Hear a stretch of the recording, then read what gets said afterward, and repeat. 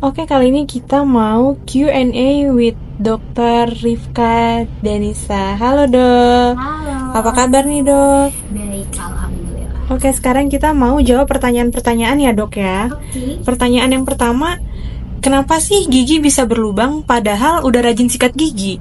Oke, pertama kita bahas dulu tentang gigi berlubangnya. Gigi berlubang itu bisa terjadi karena adanya plak pada permukaan gigi. Plak sendiri itu terdiri dari sisa makanan dan juga bakteri. Kalau plak ini tidak dibersihkan, maka bakteri itu akan menghasilkan asam yang secara perlahan dia akan mengikis permukaan gigi.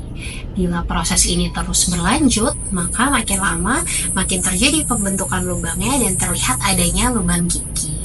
Oleh karena itu, perlu diperhatikan nih, dievaluasi bagaimana cara menyikat giginya. Jadi yang perlu diperhatikan itu ada cara, ada durasi, dan juga ada waktu menyikat gigi. Caranya seperti apa? Pastikan teman-teman itu menyikat gigi seluruh permukaan giginya tersikat. Bisa dibantu dengan kaca untuk memastikan seluruhnya memang sudah benar tersikat. Sikatnya tidak perlu keras-keras, perlahan aja. Lalu yang kedua dari durasi. Durasi ini minimal adalah 2 menit yang disarankan.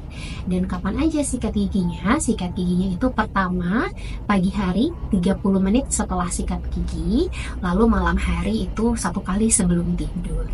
Nah, kalau sudah terlanjur ada lubangnya, gimana nih? Kalau sudah ada lubangnya, maka harus dilakukan penambalan dulu ke dokter gigi, serta diikuti nanti dengan cara, durasi, dan waktu sikat gigi seperti yang sudah dijelaskan sebelumnya.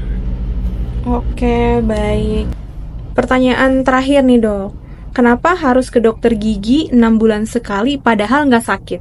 Oke, jadi kalau bisa memang jangan tunggu sakit ya. Jadi kontrol rutin ke dokter gigi ini walaupun gak sakit, penting untuk mengetahui atau deteksi dini adanya masalah pada gigi dan mulut. Sehingga kalau sudah tahu masalahnya lebih awal, maka penanganannya akan jauh lebih simpel. Pasien jadi tidak perlu mengalami pengalaman rasa sakit gigi dan juga mengalami perawatan yang kompleks, karena perawatan yang kompleks juga pasti memerlukan waktu dan biaya yang lebih banyak dibandingkan ketika masalah itu sudah kita tahu lebih dulu gitu. Jadi manfaatnya banyak nih buat pasien. Nanti biasanya dokter gigi juga akan melakukan evaluasi bagaimana cara menjaga kebersihan gigi dan mulut sesuai dengan masing-masing pasiennya. Misal saya banyak karang giginya di satu sisi aja nih dok. Nanti dokter gigi akan ngasih tips and trick gimana supaya kebersihan gigi dan mulut pada pasien itu tuh lebih oke lagi ke depannya. Oke, terima kasih dokter. Kalau kalian punya pertanyaan lainnya soal gigi, boleh drop komentar kalian di bawah ya. Nanti kita bahas lagi. See you dokter.